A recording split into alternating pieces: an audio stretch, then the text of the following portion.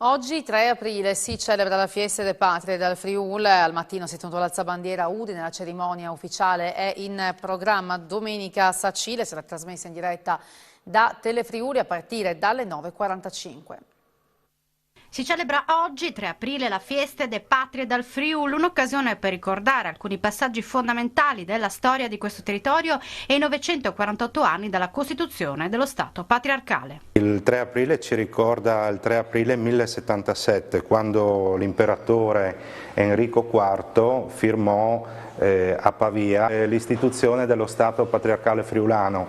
In pratica decise di attribuire al patriarca di Aquileia, che già amministrava da secoli il territorio, chiamiamolo così, ecclesiastico, molto più ampio perché andava da Como al lago Balaton, come si suol dire, decise però di affidargli anche il potere temporale sul territorio della patria del Friuli e poi anche sul territorio dell'Istria, una parte della Carniola. La cerimonia ufficiale, diverse sono appunto le località che vengono scelte nelle varie edizioni. Quest'anno la scelta è caduta su Sacile, che ha un significato importante. Qual è? Il significato innanzitutto è che soprattutto noi che stiamo nella zona udinese dobbiamo metterci in testa che non è che il Friuli inizia a Udine, ma inizia semmai a Sacile e a Gorizia, no, se prendiamo l'est e l'ovest.